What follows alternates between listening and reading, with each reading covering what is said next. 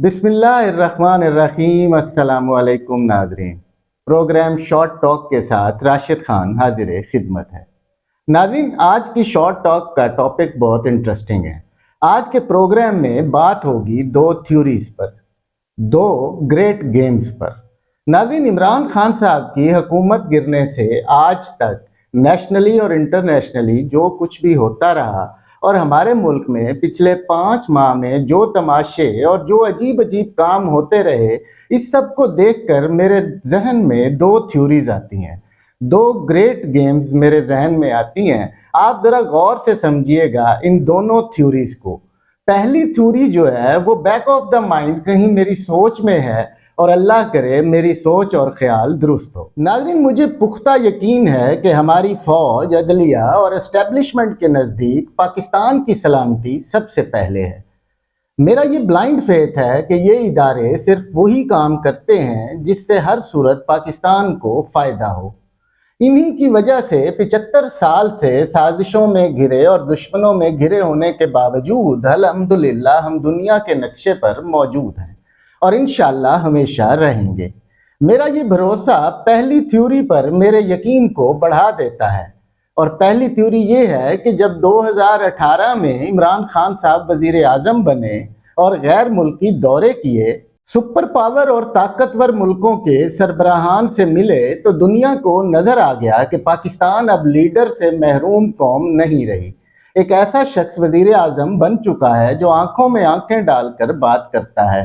خوددار ہے، اپنا حق مانگتا ہے اور جھکنے والا نہیں، آزاد خارجہ پالیسی کی بات کرتا ہے، اور 70 سال بعد اس ملک کا وزیر اعظم ایک دلیر اور ایماندار شخص بن گیا ہے۔ تو ناظرین، بیرونی طاقتوں کی تشویش تو بنتی تھی، اوپر سے سونے پہ سہاگا کہ کووڈ-19 میں جو خان صاحب نے وزڈم اور قائدانہ صلاحیتوں سے اپنی عوام اور معیشت کو سنبھالا، جس کی پوری دنیا متواتر تعریف کرتی رہی، اور اس کے بعد معیشت کو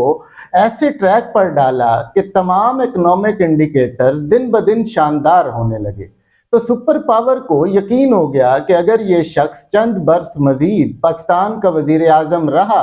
تو پھر یہ ملک ہمارے کنٹرول سے باہر نکل جائے گا۔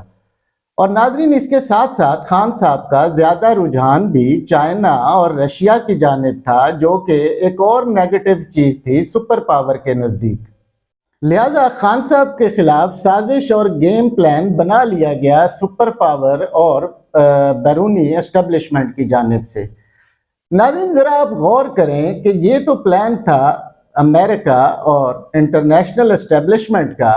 اگر ہمارے اداروں نے اور ہماری اسٹیبلشمنٹ نے یہ سوچا ہو کہ آصف زرداری، نواز شریف، مولانا فضل الرحمان یہ ہمیشہ ڈرٹی پالیٹکس کا حصہ رہے ہیں، اور اللہ اللہ کر کے اس ملک میں ایک ایماندار اور قابل لیڈر آیا ہے، اور 70 سال بعد اس ملک کی سیاست میں مثبت تبدیلی آئی ہے، تو کیوں نہ اس لیڈر کو، قوم کے اس اثاثے کو انٹرنیشنل اسٹیبلشمنٹ سے بھی بچایا جائے، اور اس نواز، مولانا اور زرداری جیسے کرپٹ ٹولے سے بھی ہمیشہ ہمیشہ کے لیے ملک کی جان چھڑوائی جائے۔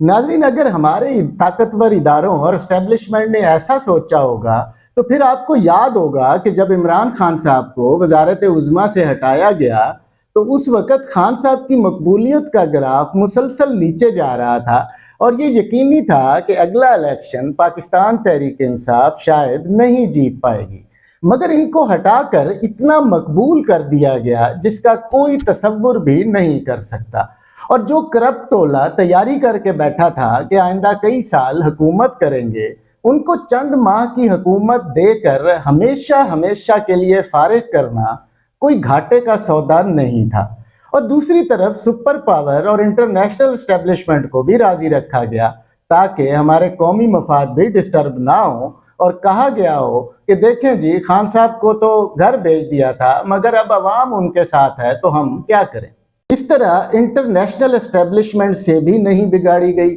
اور کرپٹ حکمرانوں اور سیاست دانوں کو بھی عبرت کا نشان بنایا گیا، اور ایک عوامی اور مضبوط لیڈر کا دفاع بھی کیا گیا تاکہ آنے والے دنوں میں ملک کا طاقتور ستون یعنی پارلیمنٹ ایک ایماندار شخص کے ہاتھ میں ہو اور قوم اس لیڈر کے ساتھ کھڑی ہو، اور اس ملک سے 70 سال کا گند صاف کیا جا سکے، کیونکہ اگر اس امپورٹڈ حکومت کے ساتھ ایسا کھیل نہ کھیلا جاتا، ان کو عوام کی نظروں میں نہ گرایا جاتا، تو یہ امریکہ بہادر کے ساتھ مل کر عوام کو نہ جانے کتنی سازشوں میں استعمال کرتے اور ملک میں کبھی سٹیبلٹی نہ آنے دیتے۔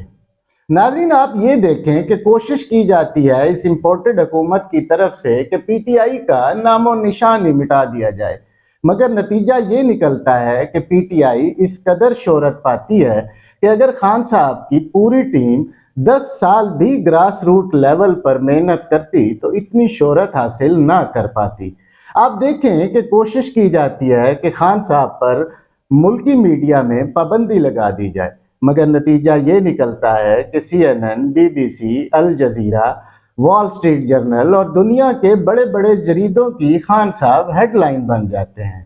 خان صاحب کوشش کی جاتی ہے کہ خان صاحب کے خلاف مذہب کارڈ استعمال کیا جائے، تو نتیجہ یہ نکلتا ہے کہ مذہبی جماعتوں کے لوگ بڑی تعداد میں پاکستان تحریک انصاف میں شمولیت اختیار کر لیتے ہیں۔ تو ناظرین، میری سوچ کی حد تک ہی صحیح، مگر ہم 50% یہ کہہ سکتے ہیں کہ فنکاروں کے ساتھ ہی فنکاری ہو گئی ہے۔ ناظرین، آپ یہ دیکھیں کہ یہ لوگ پچھلے 35 سال سے اس ملک کو لوٹ رہے تھے، مگر پھر بھی بڑی تعداد میں لوگ ان کے پیچھے کھڑے ہو کر نعرے لگاتے تھے اور انہی کو بار بار ووٹ دیتے تھے، اور آج صرف 5 ماہ میں سندھ کا وہ ہاری جو اپنی بیٹی کا رشتہ بھی وڈیرے کی مرضی کے بنا طے نہیں کرتا تھا، ووٹ تو دور کی بات، آج وہ وڈیرے کو آنکھیں دکھا رہا ہے۔ جیسے ان لوگوں نے ہمیں کئی دہائیوں سے چونا لگایا ہوا تھا، مجھے شاید ایسا لگتا ہے کہ اس بار ان کو بھی چونا لگ گیا ہو۔ تو ناظرین، کبھی امکان ہے کہ آنے والے دنوں میں میاں صاحب، زرداری صاحب اور مولانا صاحب دستوں گریباں ہو کر آپ کو یہ پیٹ پیٹ کر کہتے ہوئے نظر آئیں کہ ہم لٹ گئے، ہم برباد ہو گئے، ہمارے ساتھ بہت بڑا ہاتھ ہو گیا۔ اگلے پروگرام میں بات ہوگی دوسری تھیوری یعنی دوسری گریٹ گیم پر۔ تب تک کے لیے اجازت دیجیے، اللہ حافظ۔